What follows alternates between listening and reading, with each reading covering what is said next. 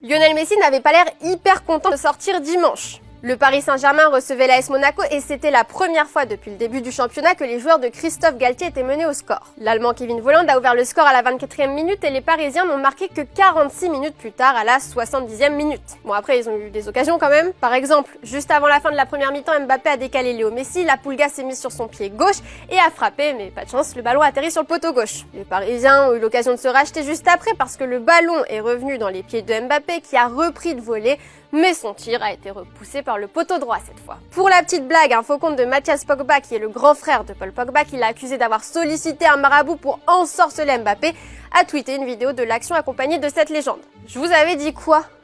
Le marabout de Paul, il a 8 ballons d'or en magie, c'est incroyable. Kylian a commencé sa carrière comme CR7, il va finir comme Pierre Fanfan. On va se concentrer sur Messi maintenant. La Pulga, on te le disait, a eu plusieurs occasions pour marquer, mais n'a pas trouvé le chemin des filets. C'est Neymar qui a délivré le Paris Saint-Germain à la 70e en réussissant son penalty. Oui, Kylian était désigné comme étant le premier tireur, mais il l'a laissé à son copain et est venu le féliciter quand il a réussi. Fini la guerre d'ego. Donc le PSG est revenu au score et les joueurs ont tenté de tirer plusieurs fois sans réussite. À la 87e, Christophe Galtier a donc décidé de sortir Lionel Messi et de faire entrer Pablo Sarabia. Et c'est là que la Pulga est partie s'asseoir sur le banc en prenant soin de checker son coach, attention. Mais après, le petit lot a quand même tiré la tête. Et sa tête de mec dégoûté est devenue virale. Au fait, les amis, grosse coupe, Colin lance un nouveau format qui s'appelle Raconte ton foot.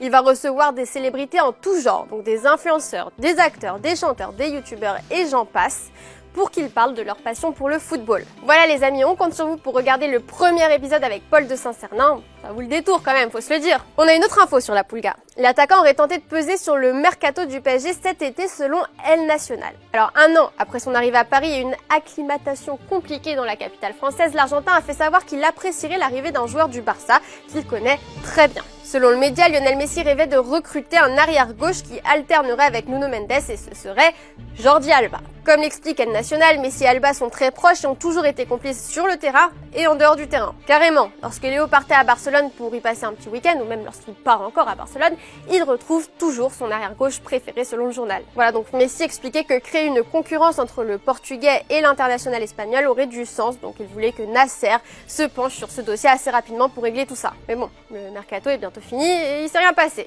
En fait, la direction parisienne s'est montrée très claire suite à ce conseil et aurait dit que c'est ni le moment, ni la priorité du PSG. Mais bon, Nuno Mendes s'en sort plutôt bien. Donc le but n'est pas forcément de lui mettre un nouvel international d'expérience dans les pattes. Allez, on va parler d'un super pote de Lionel, Antoine Griezmann. Une nouvelle fois remplaçant, l'attaquant de l'Atlético de Madrid a marqué ce lundi. On n'était plus habitués. Le Français a même carrément offert la victoire à son équipe à Valence, 1-0. Il aurait même pu s'offrir un doublé à la 90e minute s'il n'avait pas buté sur le gardien adverse. On rappelle quand même que si Griezmann n'est pas titulaire, c'est parce que s'il joue 30 minutes ou plus en moyenne cette saison, l'Atlético de Madrid devra payer 40 millions d'euros au Barça, à qui le joueur appartient toujours. C'est une grosse somme. Autre moment important dans ce match, la présence de Edinson Cavani à Valence. Le buteur a été présenté aux supporters quelques minutes après l'officialisation de sa signature en Liga. L'Uruguayen a eu droit à une belle ovation des supporters valenciens avant le coup d'envoi, mais il est resté dans les tribunes pour assister à la défaite de sa nouvelle équipe. Gattuso, le coach, a réagi à cette nouvelle arrivée. Yo pienso que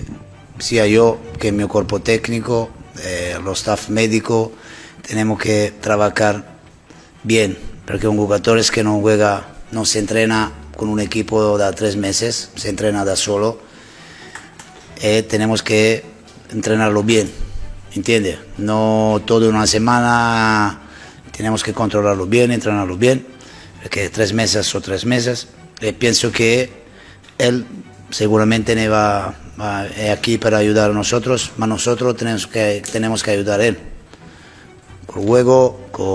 L'organisation. Voilà, on rappelle qu'effectivement, le contrat de Cavani à United a expiré à la fin de la saison dernière. Donc Cavani à Valence, est-ce que c'est une bonne ou une mauvaise idée selon toi ?